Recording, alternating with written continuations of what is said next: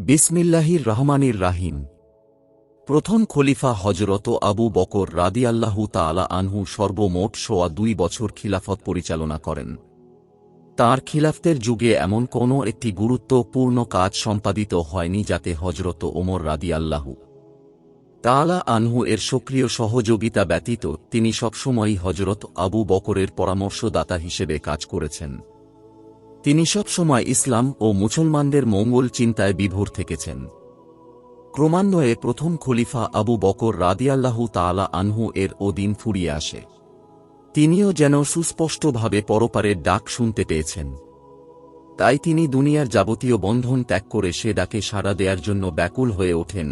তখন তাঁর সামনে সবচেয়ে বড় কর্তব্য ছিল খিলাফতের ব্যাপারে একটা মীমাংসা করে যাওয়া, যেন তাঁর ইন্তেকালের পর পুনরায় মুসলমানদের মধ্যে ঐক্য কোনো প্রকার বিভেদ সৃষ্টি হতে না পারে এবং তা যেন অক্ষুণ্ণ থাকে। দীর্ঘদিনের অভিজ্ঞতায় হজরত আবু বকর রাদিয়াল্লাহু তাআলা আনহু এর মনে দৃঢ় বিশ্বাস জন্মেছিল যে তাঁর পর খিলাফতের এ গুরুভার একমাত্র হজরত ওমর রাদিয়াল্লাহু তাআলা আনহু ছাড়া আর কারো দ্বারা সম্পাদন করা অসম্ভব। কেননা কঠোর ন্যায়নিষ্ঠা এবং জাগ্রত কর্তব্য বুদ্ধি তখন হজরত ওমরকে সাহাবীগণের মনে সবচেয়ে মহান করে তুলেছিল। এরপরও হজরত আবু বকর রাদিয়াল্লাহু তাআলা আনহু তাঁর এ ধারণার সপক্ষে জনমত যাচাই করার জন্য সাহাবীগণের কাছ থেকে পরামর্শ চান। সর্বপ্রথম এ বিষয়ে হজরত আব্দুর রহমান ইবনে আওফকে ডেকে তাঁর মতামত জিজ্ঞেস করা হলে তিনি জবাবে বলেন, হজরত ওমর রাদিয়াল্লাহু তাআলা আনহু এর যোগ্যতা অপরিসীম, কিন্তু তাঁর স্বভাব বড় কঠোর প্রকৃতির। হজরত আবু বকর রাদিয়াল্লাহু তাআলা আনহু বলেন, তাঁর স্বভাবে কঠোরতা এজন্য ছিল যে যেহেতু আমি অত্যন্ত কোমল ছিলাম, কিন্তু কর্তব্যর চাপ হলে তিনিও আপনা থেকেই নরমে পরিণত হয়ে যাবেন। এরপর তিনি হজরত ওসমান রাদিয়াল্লাহু তাআলা আনহু এর মতামত জিজ্ঞেস করেন। তিনিও বলেন, আমি এ পর্যন্ত বলতে পারি যে তার অন্তর্বাহ্যিক আচার ব্যবহারের অনেক ঊর্ধ্বে। আমাদের মধ্যেও তাঁর সমমর্যাদা সম্পন্ন আর কেউ নেই। যখন এ কথা জানাজানি হয় যে হজরত আবু বকর রাদিয়াল্লাহু তাআলা আনহু হজরত ওমর রাদিয়াল্লাহু তাআলা আনহুকে খলিফা করে যেতে চান, তখন কারো কারো মনে একটু খটকা সৃষ্টি হয়। হজরত তালহা রাদিয়াল্লাহু তাআলা আনহু হজরত আবু বকর রাদিয়াল্লাহু তাআলা আনহু এর কাছে গিয়ে বলেন, আপনি জীবিত থাকা অবস্থায় হজরত ওমর রাদিয়াল্লাহু তাআলা আনহু আমাদের সাথে কি কঠোর ব্যবহারই না করেছেন। এখন তিনি নিজে খলিফা হয়ে আমাদের সাথে যে কি রূপ ব্যবহার করবেন তা একমাত্র আল্লাহই জানেন। এখন আপনি আল্লাহ দরবারে চলে যাচ্ছেন। এ ব্যাপারে যদি আল্লাহ আপনাকে জিজ্ঞেস করেন তাহলে আপনি এর কি উত্তর দেবেন? হজরত আবু বকর রাদিয়াল্লাহু তাআলা আনহু বলেন, আমি আল্লাহ কাছে এই জবাব দেব যে আমি তোমার বান্দাদের ওপর সে ব্যক্তিকে নেতা নির্বাচিত করে এসেছি, তিনি আমার মতে তোমার বান্দাদের মধ্যে অধিক শ্রেষ্ঠ। এরপর তিনি হজরত ওসমান রাদিয়াল্লাহু তাআলা আনহুকে ডেকে খিলাফতের সনদ লিখতে বলেন। প্রাথমিক কয়েকটি কথা লিখার সাথে সাথেই তিনি রোগ যন্ত্রণায় অজ্ঞান হয়ে পড়েন। তখন হজরত ওসমান নিজ থেকেই লিখে যান, আমি হজরত ওমরকে আমার পর খলিফা নিযুক্ত করে যেতে চাই। কিছুক্ষণ পর হুঁশ হলে হজরত ওসমানকে জিজ্ঞেস করেন, কি পর্যন্ত লেখা হয়েছে আমাকে পড়ে শুনান। হজরত ওসমান রাদিয়াল্লাহু তাআলা আনহু পড়ে শুনালেন। তিনি সবটুকু শুনে বলেন, আল্লাহু আকবার, আল্লাহ আপনাকে এর উত্তম প্রতিদান প্রদান করুন। অঙ্গীকারপত্র সম্পাদিত হলে হজরত আবু বকর রাদিয়াল্লাহু তাআলা আনহু তা তাঁর গুলামের হাতে দিয়ে বলেন, উপস্থিত জনতাকে তা পড়ে শুনিয়ে দাও। তখন অসংখ্য লোক তাঁর বাসভবনের সামনে জমা হয়েছিল। তাই অতি কষ্টে তিনি নিজেই সেখানে দাঁড়িয়ে উপস্থিত জনতাকে উদ্দেশ্য করে বলেন, ভাই সব, আমি আমার কোনো আত্মীয় স্বজনকে খলিফা নির্বাচিত করিনি, বরং হজরত ওমরকে নির্বাচিত করেছি, যেন আপনারা এ সিদ্ধান্তে সন্তুষ্ট থাকেন। এ কথা শুনে উপস্থিত জনতা বলেন, আমরা আপনার কথা শুনেছি এবং এক বাক্যও তা মেনে নিয়েছি। এরপর হজরত আবু বকর রাদিয়াল্লাহু তাআলা আনহু হজরত ওমর রাদিয়াল্লাহু তাআলা আনহুকে ডেকে অনেক মূল্যবান উপদেশ প্রদান করেন, যা পরবর্তীকালে খিলাফত পরিচালনায় হজরত ওমর রাদিয়াল্লাহু তাআলা আনহু এর বিশেষ কল্যাণ সাধন হয়েছিল। হজরত ওমরের খিলাফতের শুরুতে হজরত আবু বকরের জমানায় আরবের মুরতাদ ও নৌয়াতের মিথ্যা দাবিদারদেরকে চূড়ান্তভাবে দমন করে বিজয়ের পালা শুরু হয়। তাঁর খিলাফতের দ্বিতীয় বছরে অর্থাৎ ত্রয়োদশ হিজরিতে ইরাক আক্রমণ করে তিনি হীরার অন্তর্গত জেলাগুলো জয় করেন। ত্রয়োদশ হিজরিতে শাম দেশেও এক অভিযান প্রেরণ করেন, কাজেই মুসলমান সৈন্যরা সেখানকার সমস্ত এলাকায় ছড়িয়ে পড়েছিলেন। ঠিক এ অবস্থায় হজরত আবু বকর পরও লোক যাত্রা করেন এবং খিলাফতের ভার হজরত ওমর রাদিয়াল্লাহু তাআলা আনহু এর ওপর ন্যস্ত হয়। খিলাফতের ভার গ্রহণের পর তাঁর সর্বপ্রথম কর্তব্য ছিল এ অভিযানগুলো সাফল্যমণ্ডিত করার জন্য বিশেষ চেষ্টা করা।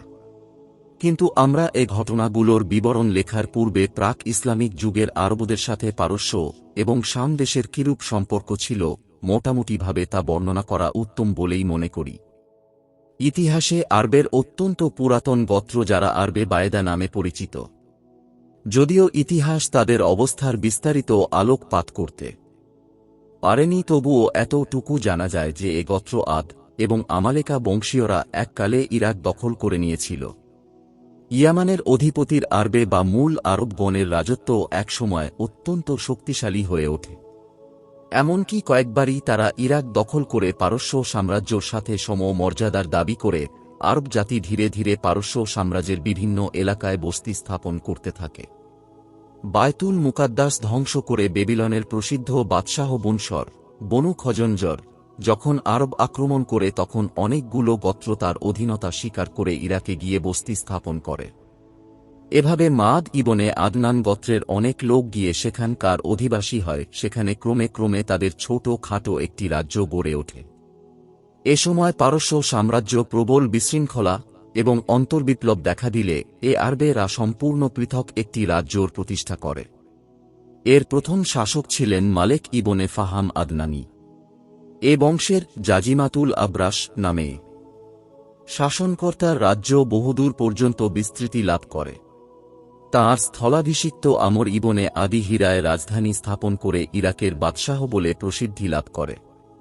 এ সময় হীরায় আরবীয় তাহজিব তামাদ্দুনের অত্যন্ত উন্নতি সাধন হয়।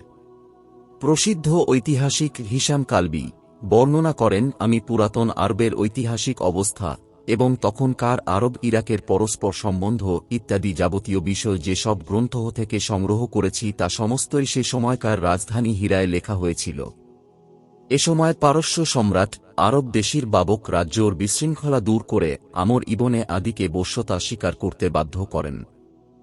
এরপর যদিও আমর ইবনে আদির বংশধরগণ দীর্ঘদিন ইরাকের শাসক ছিলেন, কিন্তু প্রকৃতপক্ষে তাঁরা স্বাধীন ছিলেন না, বরং পারস্য সাম্রাজ্যর আশ্রিত ছিলেন তাই বলা যেতে পারে। পরবর্তীতে তাঁদের রাজ্য পারস্য সাম্রাজ্যর অধীন একটি প্রদেশে পরিণত হয়। সম্রাট আরব দেশির পুত্র শাহ পরাণ সাসানী বংশের দ্বিতীয় সম্রাট ছিলেন। তাঁর শাসনকালে হেজাজ এবং ইয়ামান পারস্য সাম্রাজ্যর অন্তর্ভুক্ত হয়। ইমরুল কায়েস কান্দি নামক এক ব্যক্তি এ উভয় প্রদেশের গভর্নর ছিলেন, কিন্তু কারও অধীনে থাকা আরবদের প্রকৃতি বিরোধী বলে সুযোগ পেলেই আরবেরা বিদ্রোহী হয়ে ওঠে। এজন্যই সাবুর জি আক্তাফ পারস্যর সিংহাসনে আরোহণ করার সাথে সাথেই সমগ্র আরব দেশে বিদ্রোহের আগুন জ্বলে ওঠে। এমনকি আব্দুল কায়েস গোত্র পারস্য দেশ আক্রমণ করে। ইয়াদ নামক এক ব্যক্তি ইরাকের কয়েকটি এলাকা দখল করে। সাবুর বিদ্রোহ দমন করার জন্য আরবের ওপর অভিযান চালালেন। তিনি হজর নামক স্থানে বহু রক্তপাতের পর আবুদল কায়েস গোত্রকে ধ্বংস করে মদিনায় এসে উপস্থিত হন। যে সমস্ত আরব সর্দার বন্দী হয়ে তাঁর সামনে আসে তিনি তাদের সকলেরই হাত পা ভেঙে শাস্তি প্রদান করেন। এজন্য তিনি আরবদের কাছে জিল আক্তাফ হাত পা বিনষ্টকারী নামে কুখ্যাত হয়ে আছে। পারস্য সম্রাট পারভেজের রাজত্বকালে হীরার শাসক নুমান ইবনে মুজির খ্রিস্ট ধর্ম গ্রহণ করে। এ ধর্মান্তরিতের কারণে বা অন্য কোনো কারণে পারভেজ তাঁকে বন্দী করেন এবং এ বন্দী অবস্থায় তিনি মৃত্যুবরণ করেন। নুমান পূর্বেই বনু বকর গোত্রের নেতা হানির কাছে তাঁর সমস্ত অস্ত্রশস্ত্র আমানত রেখেছিলেন। পারভেজ হানির কাছে সেসব অস্ত্র ফেরত চাওয়া হলে তিনি তা ফেরত দেয়ায় অস্বীকার করেন। তখন পারভেজ হানিকে শিক্ষা দেয়ার জন্য হরমুজান নামক এক সেনাপতিকে 2000 অশ্বারোহী সৈন্যসহ প্রেরণ করেন। এ আক্রমণের খবর পেয়ে বনু বকরের সমস্ত লোক প্রচুর যুদ্ধ সম্ভারসহ জিক্তার নামক স্থানে সমবেত হলে হরমুজানের সাথে যুদ্ধ বাঁধে। তাতে পারসিকদের পরাজয় হয়। এ যুদ্ধে রাসূলুল্লাহ সাল্লাল্লাহু আলাইহি ওয়াসাল্লাম উপস্থিত ছিলেন। এ যুদ্ধ সম্বন্ধে রাসূলুল্লাহ সাল্লাল্লাহু আলাইহি ওয়াসাল্লাম বলেছেন, এটাই প্রথম দিন যেদিন আরবেরা আজমিদের কাছ থেকে প্রতিশোধ গ্রহণ করেছিল। এ ঘটনা উপলক্ষে আরবের সব কবি অত্যন্ত বীরত্বব্যঞ্জক কবিতা রচনা করেছিলেন। এজন্যই রাসূলুল্লাহ সাল্লাল্লাহু আলাইহি ওয়াসাল্লাম যখন ষষ্ঠ হিজরিতে পার্শ্ববর্তী রাজ্যর সমস্ত শাসকদের কাছে ইসলামের দাওয়াতনামা প্রেরণ করেছিলেন, তখন পত্রে যুদ্ধ বিগ্রহের কোনো কথা উল্লেখ না থাকার পরও তা পাঠ করে পারভেজ ক্রোধে তেলে বেগুনে জ্বলে ওঠে বলে, আমার প্রজা হয়ে আমাকে এরূপ কথা লিখবে তার এতই স্পর্ধা। শুধু তাই নয়, ইয়ামানের শাসক বাজানকে লিখে পাঠালেন, মুহাম্মাদকে ধরে আমার দরবারে উপস্থিত করো। আল্লাহর মহিমা বুঝা ক্ষুদ্রবুদ্ধি সম্পন্ন মানুষের সাধ্যাতীত। কোথায় মুহাম্মদ সাল্লাল্লাহু আলাইহি ওয়াসাল্লামকে হত্যা করবে, আর কোথায় পারস্য রাজা পারভেজ নিজেই নিজ পুত্র সিরভিয়া কর্তৃক নিহত হন। রোমীয়দের সাথে আরবের সম্বন্ধ অতীতকালে সালিহ গাসসান এবং জুজাম নামে কয়েকটি আরব গোত্র শামের সীমান্ত এলাকায় গিয়ে বস্তি স্থাপন করেছিল। ক্রমে তারা শামের আভ্যন্তরীণ এলাকাও ছড়িয়ে পড়ে। এরপর কিছু শক্তি সঞ্চয়ের পর নিজেদেরকে শামের বাদশাহ বলে দাবি করে, কিন্তু এ বাদশাহীর দাবি তাদের ঘরোয়া দাবি ছিল। প্রসিদ্ধ ঐতিহাসিক ইবনুল আসিরের মতে প্রকৃত পক্ষে তারা রোম সাম্রাজ্যর সুবাদার ছিল মাত্র। এ আরব গোত্র ইসলামের বহু পূর্বেই খ্রিস্ট ধর্ম গ্রহণ করে। ফলে রোমীয় তাদের মধ্যেও একটা স্বাভাবিক ভ্রাতৃত্বের সম্বন্ধ গড়ে উঠেছিল। ইসলামের আবির্ভাবের পর আরবের মুশরিকদের ন্যায় এরাও ইসলামের শত্রু হয়ে দাঁড়ায় যখন রাসূলুল্লাহ সাল্লাল্লাহু আলাইহি ওয়াসাল্লাম ষষ্ঠ হিজরিতে রোম সম্রাটের কাছে ইসলামের দাওয়াতনামা পাঠালেন। তখন পত্রবাহক হযরত দাহিয়া কালবি রাদিয়াল্লাহু তাআলা আনহুকে ফেরার পথে এশাম আরবরাই জুজাম নামক স্থানে আক্রমণ করে তাঁর সমস্ত আসবাবপত্র লুটে নেয়। অনুরূপভাবে রাসূলুল্লাহ সাল্লাল্লাহু আলাইহি ওয়াসাল্লাম হারেস ইবনে উমাইর রাদিয়াল্লাহু তাআলা আনহুকে বুশরার শাসকের কাছে পাঠালে আমর ইবনে সুরাহবিল তাকে হত্যা করে, যার এসব ঘটনার প্রতিশোধ নেয়ার জন্য রাসূলুল্লাহ সাল্লাল্লাহু আলাইহি ওয়াসাল্লাম অষ্টম হিজরিতে তাদের বিরুদ্ধে এক অভিযান প্রেরণ করেন। ফলে প্রসিদ্ধ মুতা নামক স্থানে যুদ্ধ সংঘটিত হয়। এ যুদ্ধে হযরত যায়েদ ইবনে হারিসা, হযরত জাফর তাইয়ার এবং হযরত আব্দুল্লাহ ইবনে রাওয়াহা প্রমুখ বড় বড় সাহাবা শাহাদাত বরণ করেন। যদিও সাইফুল্লাহ হযরত খালেদের অপূর্ব রণকৌশলের ফলে মুসলমান সৈন্য বন নিরাপদে ফিরে এলেন, কিন্তু প্রকৃত পক্ষে যুদ্ধে মুসলমানদের পরাজয় হয়েছিল বলা যায়। রোমীয়গণ হিজরি নবম সনে মুসলিম রাজধানী মদিনা আক্রমণের জন্য তৈরি হয়েছিল, কিন্তু যখন রাসূলুল্লাহ সাল্লাল্লাহু আলাইহি ওয়াসাল্লাম সসৈন্য এগিয়ে তাবুক পর্যন্ত পৌঁছান, তখন রোমীয়দের সামনাসামনি হওয়ার সাহস হল না। যদিও এখান থেকে সাময়িকভাবে যুদ্ধ বন্ধ ছিল, কিন্তু রোমীয় ও গাসসানরা কখনো মুসলমানদের সম্বন্ধে উদাসীন ছিল না। এমনকি রোমীয়রা যে কোনো মুহূর্তে হঠাৎ মদিনা আক্রমণ করে মুসলমানগণ এ আশঙ্কায় সর্বদা প্রস্তুত ছিলেন। এ কারণেই রাসূলুল্লাহ সাল্লাল্লাহু আলাইহি ওয়াসাল্লাম হিজরি একাদশ সনের প্রথম দিকে উসামা ইবনে জায়েদের নেতৃত্বে শামের দিকে অভিযান প্রেরণের আয়োজন করেন। কেননা এটা এক বিরাট শক্তির সাথে শক্তি পরীক্ষার ব্যাপার ছিল। এজন্য হযরত আবু বকর, হযরত ওমর রাদিয়াল্লাহু তাআলা আনহু প্রমুখ অনেক বিশিষ্ট সাহাবা এ যুদ্ধে যোগদান করেছিলেন। হযরত উসামা রওনার পূর্বেই হযরত রাসূলুল্লাহ সাল্লাল্লাহু আলাইহি ওয়াসাল্লাম ইহলোক ত্যাগ করেন। এরপর হযরত আবু বকর যখন খলিফা হলেন, তখন আরব বা ইসলামী রাষ্ট্র প্রতিবেশী দুটি প্রবল শক্তির শত্রুতে পরিণত হয়।